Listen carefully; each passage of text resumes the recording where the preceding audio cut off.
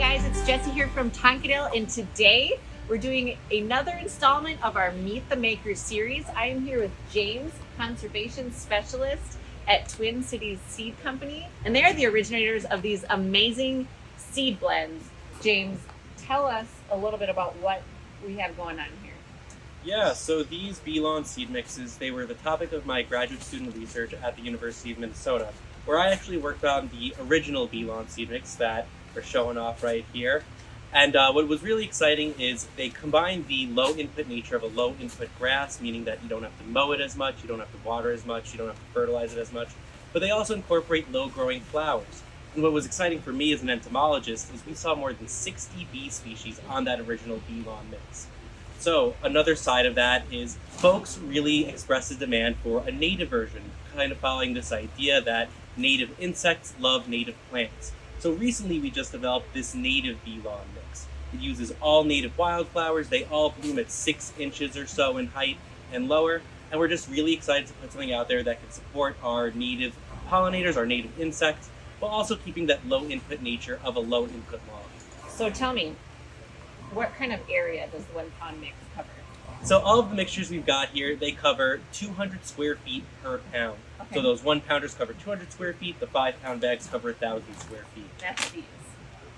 Okay, so the native B-Lawn mix includes some fescues and some low growth flowers, such as a yarrow and a little bit misleading, this blue-eyed grass. These are blooming perennial plants that work really well with the lawnscape so that you can still enjoy your lawn as intended, right? Mm-hmm. For recreation, enjoying lots of green, etc., correct?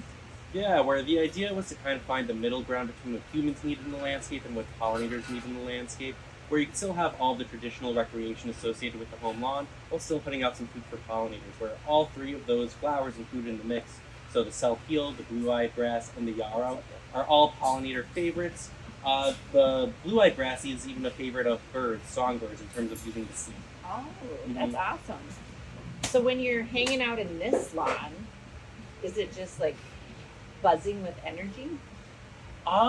You'll definitely notice the pollinators. Something that's kind of a little bit on purpose, actually very much on purpose, is the staggered bloom times of the flowers. Okay. So they don't all bloom April through October. Maybe in my dreams that would be the case, but that's just not the nature of the species included.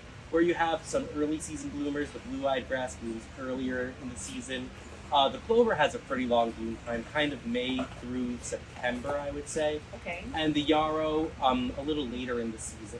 If people want to get started with one of these B-Lawns, the negative B-Lawn, the low-grow fescue, is it like a low-grow no-mow kind of situation? Yeah, so I generally tell folks that this low-grow fescue mixture, so just turf grass in this instance, you don't have to mow it more than 3 or 4 times in a given year. Me personally, I like to let it grow out to 6 inches or so and then cut it back to 4 inches. So this is kind of that really pretty flowy, oh, lovely. There's a few different scenarios people are going to have. Okay, they might have like a new build situation where they're ready to install a lawn. The soil conditions may not be favorable for turf grass. You might be a homeowner like me who has kind of a traditional turf grass, but would maybe like to switch it over and incorporate some of these native grasses and pollinator-friendly grasses. Or you might have an open area, a disturbed area. You might have a section of just turf grass that you want to remove. Like, to me, it feels a little bit overwhelming. Like, where do you start? Yeah, so there's actually 2 ways you can go about installing these. You can do it as a new lawn renovation, where you just tear out whatever vegetation is there, you rake up the soil a little bit, kind of break it up to loosen the compaction, and then just seed the B-Lawn mixes just as you would a traditional turf grass lawn, where you implement that light and frequent watering program, and before long you'll have the turf grasses with the flowers coming in later on. Okay. Where native flowers, they generally take 1 to 2 years, 1 to 3 years even, to establish and get the full maturity from seed. But if you do have like a healthy stand of either Kentucky bluegrass or fine fescue grass, the grass that you see in that low grow blend that you were talking about, those you can establish just as an overseeding. Okay. And what you do with an overseeding is you mow your lawn to the lowest setting possible, ideally 2 inches, even lower if your lawnmower allows. You rake away the clippings, and what that does is when you drop the seed, you'll have better seed-to-soil contact. If you were to think about trying to get this established in a pre-existing lawn that's really tall, so much of your seed would just get caught up in the turf grass and it would never reach the ground. These seeds need to hit the ground to germinate, so that mowing and the raking away of the clippings is really important.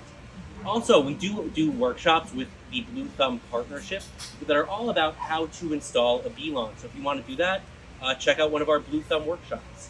I grow plants and flowers in greenhouses, so not a turf grass expert. Yeah, that's right.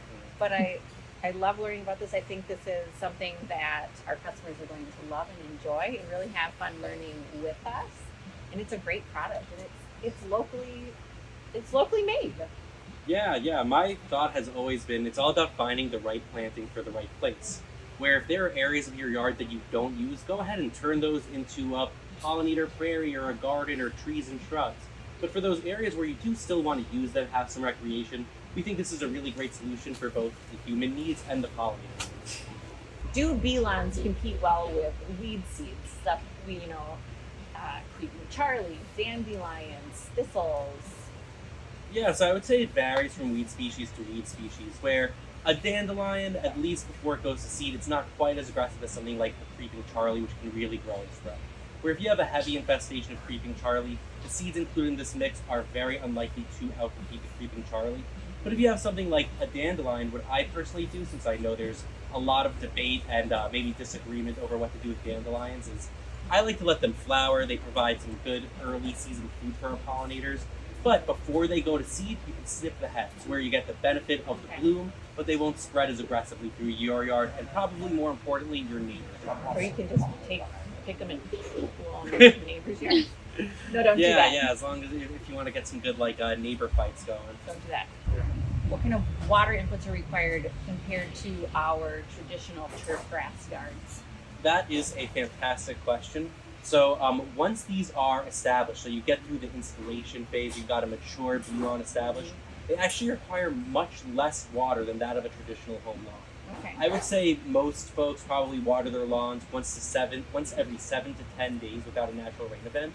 These you could probably go at least 3 weeks, meaning if we could go 3 weeks without rain, which I used to say was rare in Minnesota, then the summer of 2021 came around. But generally, if we go 3 full weeks without a natural rain event, then you might want to consider giving your lawn an inch of water, do one kind of deep, thorough watering, and then you can restart that timer.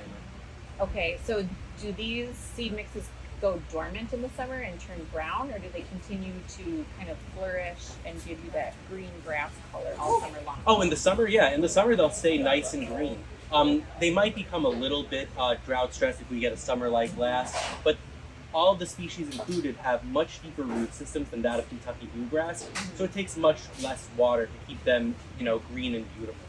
So because we're putting in native plants and grasses and things that are attractive to pollinators, you're obviously going to have a population of all kinds of bees and insects, beneficial insects, and you're going to need to really be careful about the inputs you use on these types of lawns. So what types of considerations do we need to talk about when it comes to things like fertilizer or weed control, that sort of thing? Yeah. So I'm always talking about these to the conservationists, but I think they're also a great fit for the person that simply wants to do less yard work. Where a typical Kentucky bluegrass lawn requires about 3 pounds of nitrogen per 1,000 square feet in a given year. In general, what type of fertilizer or amendment product is appropriate for getting these bee lawns established? Yeah, so for getting these established, I think any kind of starter fertilizer, that's any fertilizer with a little bit of phosphorus in it, will help get your plants, established, help get some good root set in there. And after that, once these are established and mature, you don't really need any fertilizer at all. Maybe a little bit if you see your plants starting to go a little brown and you're sure it's not due to a lack of water. But for me personally, I've never fertilized them. That's amazing. So at times in my yard, so some of my personal experience involves like patching, dead spots, the dogs there, whatever. One thing we do is kind of scritch up the soil or dirt, whatever, existing grass, and put the seed down with a little bit of tonka terra. That's our house blend potting soil, and it's just super rich with organic nutrients and compost, and It grows really green grass. So I feel like if it worked with kind of like traditional grass, it would work pretty well with the Belon seeds as well. Yeah, in fact, for the purpose of these mixes, when I'm thinking about nutrient deficiencies or what I want to see in my soil, I'm actually much more worried about organic matter content than I am, we have enough nitrogen, do we have enough phosphorus?